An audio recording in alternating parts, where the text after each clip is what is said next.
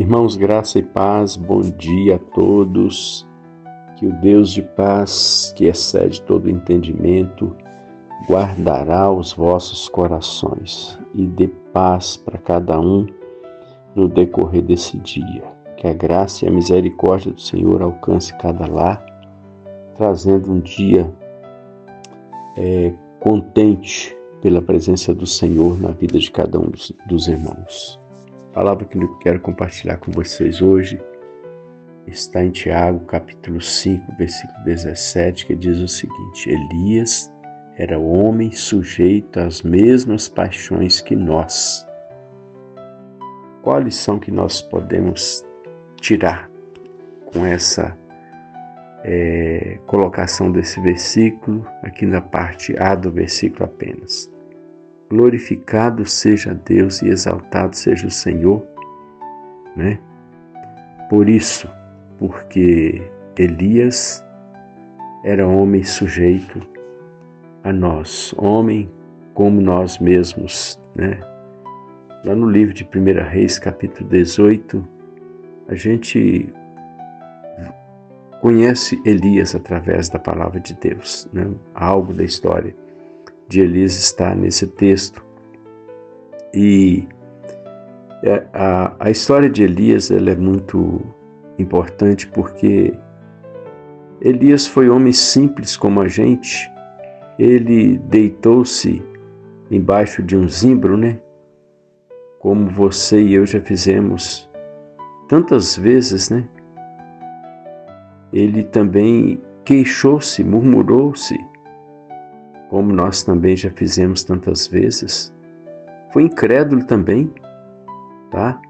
Incrédulo também, como tantas vezes temos sido.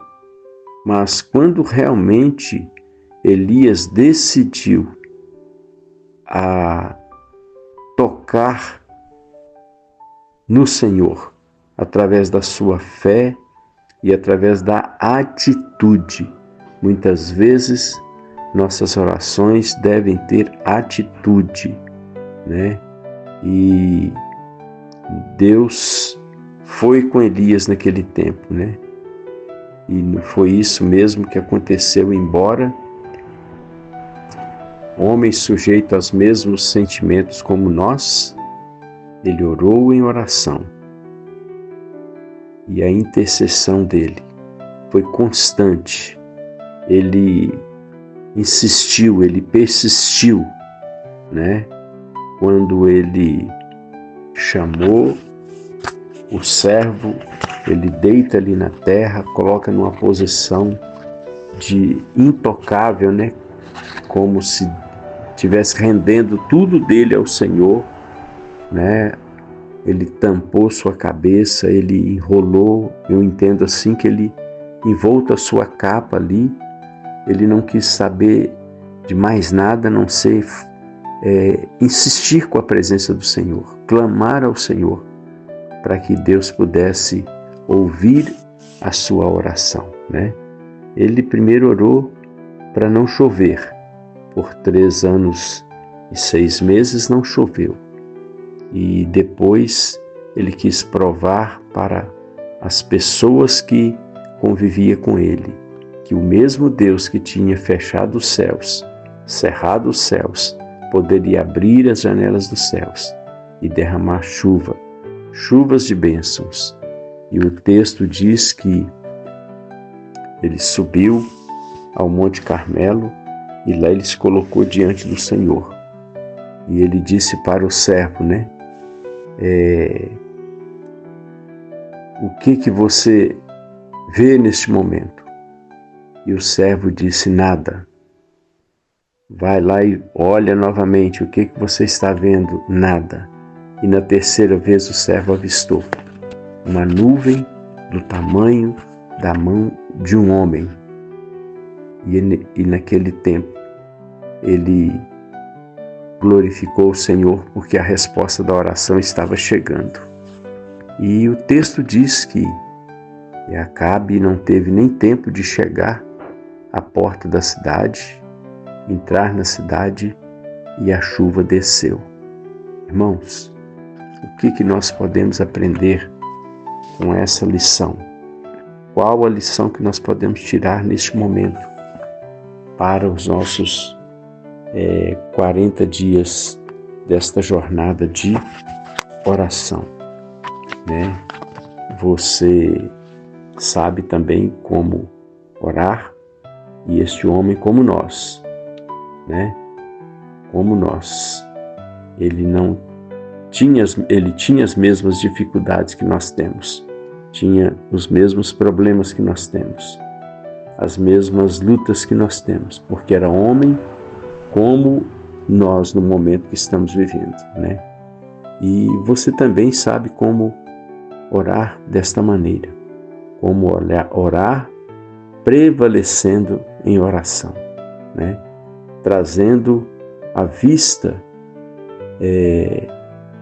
o socorro do Senhor, uma vez que o desânimo tenta nos encobrir, tenta nos abater, uma vez que às vezes a nossa atenção se torna para os problemas e não para Deus, uma vez que a gente sente também o céu fechado, os dias complicados, e você às vezes, a sua carne, o seu sentimento, a sua fé, ela é tomada de você, porque nós não olhamos para Deus, olhamos para as dificuldades.